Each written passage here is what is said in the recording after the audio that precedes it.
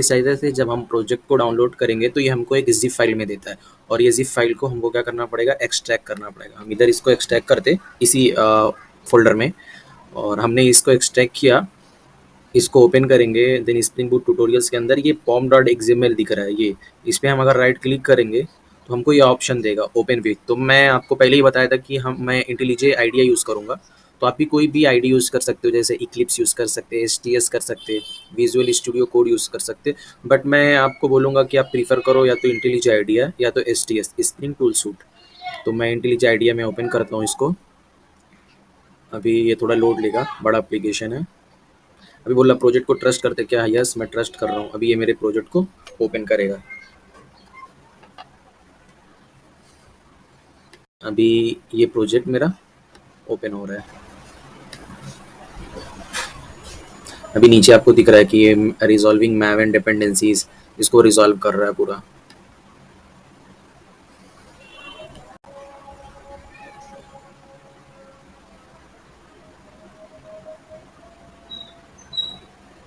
इसको रिजॉल्व होने देते हम।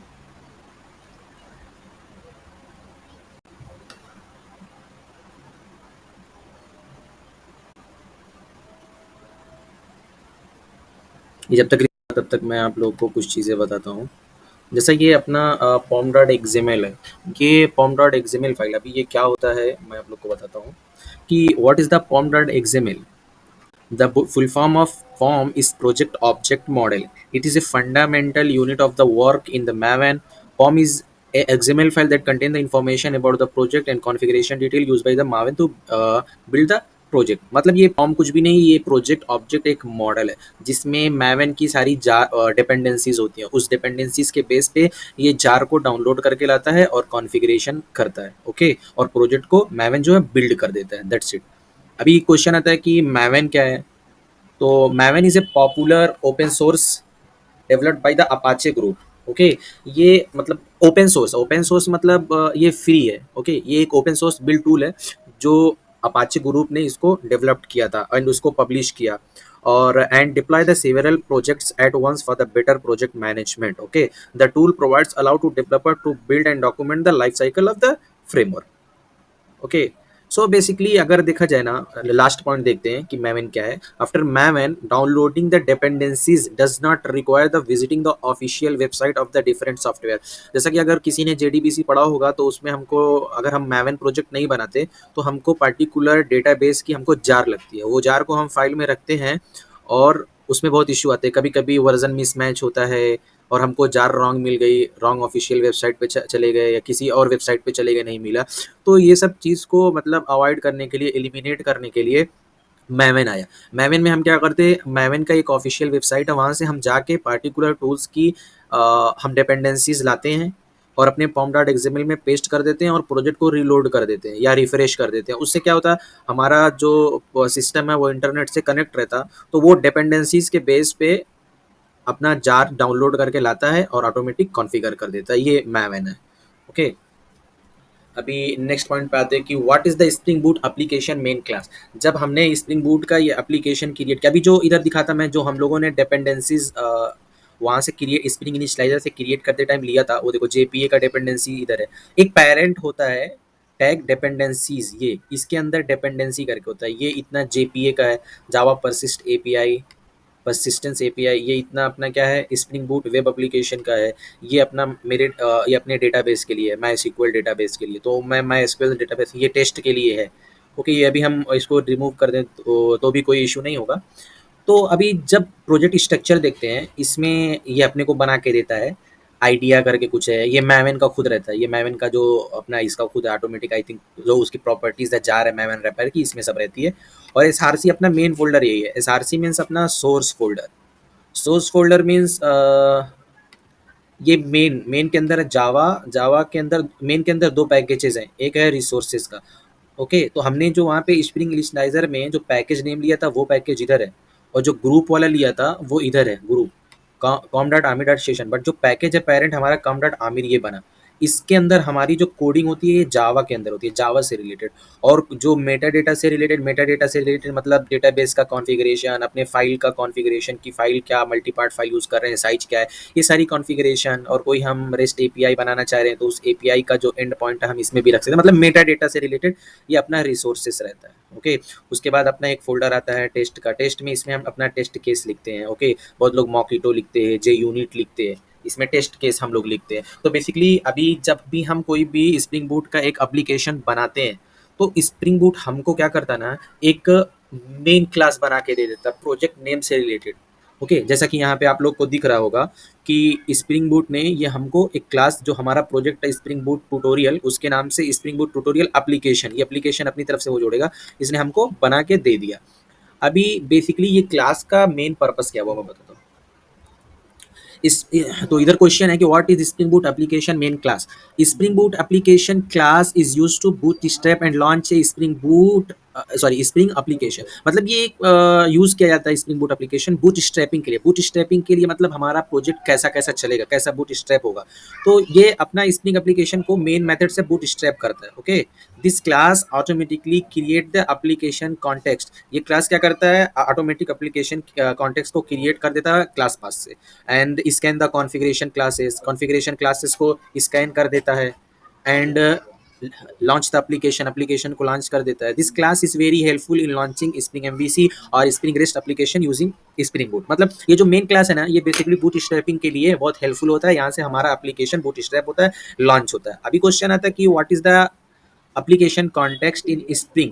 Application context is the central interface within the Spring application. मतलब application context क्या है, एक central interface application Spring application के अंदर for providing the configuration information to the application, जो हमको application के लिए configurations की information provide करता है। Okay, the application context interface provide the get bean, ये responsible भी होता है application context, हमको bean जो है get हम कर सकते हैं इससे। Okay, कहाँ से, स्प्रिंग कंटेनर से। तो ये अपना बेसिकली मेन एप्लीकेशन है स्प्रिंग बूट का, जो बाय डिफॉल्ट वो मेन क्लास बना के देता है। ये इसका पूरा मतलब वर्क है। बेसिकली हम इसको अगर शॉर्ट में रखें ना तो ये समझते हैं कि spring boot application is nothing.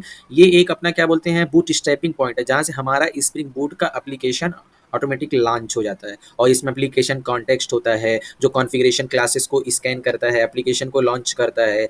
Okay, और ये हमको जो है गेट बीन मेथड देता है जिसके बेस पे हम आईओसी कंटेनर से पर्टिकुलर बीन्स को रिट्रीव कर सकते हैं। अभी ये तो मेरा मेन क्लास हो गया जो मैंने आप लोग को बताया। अभी हम लोग आते हैं इधर एप्लीकेशन डॉट प्रॉपर्टीज। ये बाय डिफॉल्ट अपने को बना के स्प्रिंग बूट देता है। इसके अंदर हम मेटा डेटा रखते हैं। मेटा डेटा मतलब डेटाबेस से रिलेटेड कॉन्फ़िगरेशन या और बहुत सारी चीज़ें मेटा डेटा में जो भी हम रखना चाहें रख सकते हैं। ओके, जैसे काफका का हम रखना चाहे रख सकते हैं, मल्टी पार्ट फाइल का भी मेटा डेटा हम यहाँ रखना चाहें तो रख सकते हैं। तो अभी देखते हैं कि एप्लीकेशन डॉट प्रॉपर्टीज़ है क्या एक्चुअल में। ओके, तो what is the application properties? Application properties file is used to write the application related property। मतलब ये एप्लीकेशन से रिलेटेड जो प्रॉपर्टीज होती हैं उससे उसको राइट लिखने के लिए ये यूज किया जाता है into that file. The file contain the different configuration, जैसे मैंने बताया काफका का भी कॉन्फ़िगरेशन हम कर सकते हैं, डेटाबेस का कर सकते हैं, मल्टी पार्ट का कर सकते हैं और बहुत सारे हैं, which is required to run the application in the different environment. Okay, and each environment will have a different properties defined by it. मतलब जब हम रियल प्रोजेक्ट पे काम करते हैं तो हमारे बहुत सारे सर्वर्स होते हैं। एक अपना लोकल होता है, एक अपना डेव होता है, एक एसआईटी होता है, यूएटी होता है, यूजर एक्सेप्टेंस टेस्ट होता है, एक प्रोडक्शन होता है। तो सबका डेटाबेस जो होता है वो अलग अलग होता है। ये नहीं कि जो प्रोडक्शन का डेटाबेस है वही डेटाबेस अपना डेव का, नहीं। तो हर डेटाबेस डिफरेंट डिफरेंट होता है। तो हर डेटाबेस डिफरेंट डिफरेंट, ये नहीं माई सीक्वल रहता ही है या ओरेकल कोई भी एक यूज करे, मल्टीपल यूज करे, उसका सर्वर डिफरेंट डिफरेंट होता है, उसका डिफरेंट डिफरेंट पासवर्ड होता है। तो हमको एप्लीकेशन डॉट प्रॉपर्टीज वैसा बनाना पड़ेगा, डेव का बनाना पड़ेगा, एसआईटी का, यूएटी का, प्रॉड का। तो सब में अलग अलग कॉन्फ़िगरेशन होती है बेस्ड ऑन द इन्वायरमेंट कि वो प्रोडक्शन का है या एसआईटी का है, ये यूएटी का है। तो वही इधर बोल रहा है कि this file contain the different configuration which is required to run the application in a different environment and each environment will have a different property defined by it. Okay, so basically ये सारी ये चीज़ें हैं इतनी। Spring data source driver class name, इसमें हमको क्या बोलता है, हम इधर हम माई सीक्वल यूज़ कर रहे हैं तो उसका हमको ड्राइवर का क्लास नेम देना पड़ेगा। और उसका यूआरएल देना पड़ेगा। बाय डिफ़ॉल्ट स्प्रिंग बूट का जो सॉरी मायसीक्वल का जो डेटाबेस का पोर्ट होता है वो बाय डिफ़ॉल्ट 3306 होता है। उसके बाद हमको यहाँ पे अपना अपने सिस्टम पे जो इंस्टॉल किए रहते हैं मायसीक्वल, तो उसका जो पासवर्ड है वो पासवर्ड क्या है वो देना पड़ता है, रूट देना पड़ता है, ddl.auto देना पड़ता है। ddl.auto क्या करता है, वो ऑटोमेटिक जब हमारा कोई स्प्रिंग बूट का एप्लीकेशन जब रन होता है तो उसके अंदर जो भी इंटिटीज बनाए रहते हैं हम बाय डिफॉल्ट उसका जो है कॉलम ऑटोमेटिकली डेटाबेस में क्रिएट कर देता है। सपोज दैट हमने 4 प्रॉपर्टीज लिया, user name, ID, first name, last name, mail. तो वो क्या करेगा ना, जब स्प्रिंग बूट का एप्लीकेशन एग्जीक्यूट होगा तो डेटाबेस में ऑटोमेटिकली वो 4 कॉलम क्रिएट कर देगा। बट नेक्स्ट टाइम मैंने क्या किया, एक नया कॉलम मतलब ऐड कर दिया एड्रेस का, तो वो ना कि जो ऑलरेडी तुम्हारा टेबल क्रिएट हुआ उसको डिलीट नहीं करेगा, उसको ऑटोमेटिकली उसमें जो नया आपने डाला है प्रॉपर्टीज वो ऐड कर देगा, एक नया कॉलम बना देगा। तो ये मतलब ऐसी सिचुएशन में ये अपडेट जो DDL dot hyphen auto update है ना, ये वर्क करता है। अगर हम यहाँ पे क्रिएट कर देंगे तो जब जब हमारा एप्लीकेशन रन होगा तब तब हमारा जो डेटाबेस में डेटा है वो सारा ड्रॉप कर देगा, मतलब पूरा डिलीट कर देगा, एक नया स्ट्रक्चर बनाएगा अगर हम अपडेट की जगह क्रिएट कर दें। सेकंड आते हैं hibernate dot format dot SQL is equal to true. ये क्या करता है कि हाइबरनेट जो है इंटरनली, ऐसा नहीं हम मेथड यूज कर लिए सेव का प्रॉपर्टीज का तो ऑटोमेटिकली डेटाबेस में डेटा सेव हो जाता है, ऑटोमेटिक नहीं होता है। हाइबरनेट इधर वर्क करता है, वो इंटरनली क्वेरी फायर करता है ऑटोमेटिक, वो क्वेरी के बेस पे आपके पर्टिकुलर डेटाबेस के बेस में आपका डेटा सेव कर देता है। ओके, तो अगर वो हाइबरनेट इंटरनली कौन सी क्वेरी क्या क्वेरी फायर कर रहा है, वो क्वेरी को अगर हम अपने एप्लीकेशन के कंसोल पे देखना चाहते हैं ना, तो इसके लिए ये हम लिख सकते हैं spring JPA properties hibernate format hyphen SQL is equal to true. Okay, ये एक फॉर्मेट देता है, ये बेसिकली ये नीचे वाली से हम जो क्वेरी चलती है हाइबरनेट फायर करता है उसको देख सकते हैं, और ये ऊपर वाला जो hibernate dot format hyphen sequel है इसके बेस पे हम एक फॉर्मेट स्ट्रक्चर में अच्छे स्ट्रक्चर में जो हाइबरनेट क्वेरी फायर करता है वो दे सकते हैं। और हम अगर बाय डिफॉल्ट स्प्रिंग बूट के जो एप्लीकेशन चलते 8080 पोर्ट पे चलते, अगर हम पोर्ट के नंबर को अपने हिसाब से कस्टमाइज रखना चाहते हैं ना, तो उस टाइम पे हम सर्वर डॉट पोर्ट करके जो भी हम पोर्ट दे देंगे उस पोर्ट पे एप्लीकेशन हमारा चलने लगेगा। ओके, अब आता है ये माई सीक्वल डायलेक्ट। डायलेक्ट क्या होता है, हमको डायलेक्ट भी देना पड़ता है। अब इधर है कि dialect is nothing, it is a class that act as a bridge between that Java JDBC type and SQL type. मतलब ये कुछ भी नहीं है, ये एक मतलब इंटरसेप्टर या मीडिएटर का या ब्रिज का काम करता है जेडीबीसी और एसक्यूएल टाइप के बीच में, विच कंटेन द मैपिंग, जो मैपिंग को रखता है between the Java language data type and database data type का। ओके, जावा का अलग अपना डेटा टाइप होता है और डेटाबेस का अपना अलग एक डेटा टाइप होता है, तो वो ये दोनों की मैपिंग को वो कंटेन करके रखता है। ठीक, और डायलेक्ट अलाउज द हाइबरनेट, ये हाइबरनेट को अलाउ करता है, मतलब परमिशन देता है या हेल्प करता है to generate the SQL optimize a particular relational database. Okay,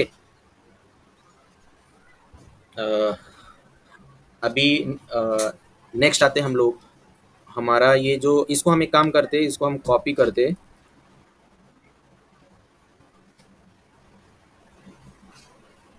और हम लोग इसको कॉपी करके अपने इसमें प्रोजेक्ट में डाल देते। एप्लीकेशन डॉट प्रॉपर्टीज में हमने इसको रख दिया। अभी ये तो ड्राइवर ये का क्लास नेम हो गया, बट ये डेटा सोर्स यूआरएल है, इसमें तो जेडीबीसी माइसिक्वल लोकल और बाय डिफॉल्ट 3306 पोर्ट पे चलता है। बट ये क्या, ये हमारा डेटाबेस का नेम है। ओके, ये दिमाग में रखना, ये हमारा डेटाबेस का नेम है। अभी अब लोग हम लोग आते हैं कि स्प्रिंग बूट का जो उसने हमको एप्लीकेशन बना के दिया, ये क्या है, at the rate spring boot annotation. ये एनोटेशन ये कॉम्बिनेशन है 3 एनोटेशंस के। मतलब अगर कोई पूछे कि what is at the rate spring boot application annotation in spring boot, okay, so आपको आप बता सकते हैं कि inside the annotation there is a 3 annotations. First है इनेबल ऑटो कॉन्फ़िगरेशन, सेकंड है ऐड कंपोनेंट स्कैन, थर्ड है कॉन्फ़िगरेशन। अभी ये तीनों के अपने अपने वर्क्स होते हैं। जैसा enable auto configuration, enable the automatic configuration, ये कॉन्फ़िगरेशन को ऑटोमेटिक करता है। अभी किसके बेस पे करता है, based on the jar dependency, जो जार डिपेंडेंसीज होती है उसके बेस पे ये ऑटोमेटिक कॉन्फ़िगरेशन करता है। And the dependency added inside the pom dot XML, मतलब जो जैसे हमने माई सीक्वल की डिपेंडेंसीज को पॉम डॉट एक्सएमएल में रखा, वो ऑटोमेटिक जार डाउनलोड किया, तो जब जार डाउनलोड होती है तो वो ऑटोमेटिक कॉन्फ़िगरेशन, ये इनेबल ऑटो कॉन्फ़िगरेशन का जो एनोटेशन है वो कर देता है। ओके, अभी आते हैं कंपोनेंट स्कैन एनोटेशन क्या करता है। Component scan annotation will just scan the bean, ये कुछ नहीं करता, जो स्कैन जो बीन होती है उसको बस स्कैन करता है। Okay, so that can it is visible to IOC container. अभी IOC container inversion of control है, ये रिस्पॉन्सिबल होता है किसी भी क्लास का या इंटरफेस का अपने को बीन देता है। ओके, थर्ड आते हैं configuration annotation. We use this annotation for Java based configuration where we can define the bean definition inside the class so that spring AC container load it. मतलब जब हम हमारे पास कोई फॉर एग्जांपल एक कोई class है या कोई और चीज़ है जिसका हम जो है लाइफ साइकिल, जो ऑब्जेक्ट का लाइफ साइकिल है वो हम नहीं हैंडल करना चाहते, वो हम आईओसी कंटेनर को अथॉरिटी देते हैं कि भाई तू इसको क्रिएट कर, ओके, अपने पास रख, जब भी मेरे को चाहिए दे दे और फिर डिस्ट्रॉय करना हो तो कर दें। मतलब हम पूरा जो अथॉरिटी देते हैं आईओसी कंटेनर को देते हैं, तो उस टाइम पे हम eight the rate configuration use करते हैं। जैसा अभी माइक्रो सर्विस में हम लोग यूज़ करते हैं रेस्ट टेम्पलेट एक सर्विस से दूसरे सर्विस के कम्युनिकेशन के लिए, तो हम क्या करते हैं ना, एक कॉन्फ़िगरेशन के क्लास बनाते हैं और वहाँ पे हम रेस्ट टेम्पलेट रिटर्न करके उसका एक बीन बना देते हैं। मतलब हम आईओसी कंटेनर को रिस्पॉन्सिबिलिटी दे दिया भाई तू कि तू ऑब्जेक्ट क्रिएट कर, तो आईओसी कंटेनर वहाँ पे ऑब्जेक्ट क्रिएट करता है रेस्ट टेम्पलेट का, सिर्फ हमको यूज़ करना रहता है। ये तीन एनोटेशन है जो मेजर मतलब इंपॉर्टेंट एनोटेशन है, और ये तीनों annotation spring boot application annotation के अंडर में आते हैं। ओके, तो अभी हम लोग प्रोजेक्ट का सेटअप करेंगे दूसरी वीडियो में, अभी ये वीडियो लंबी हो जाएगी, तो थैंक यू, मिलते हैं नेक्स्ट वीडियो में, बाय बाय।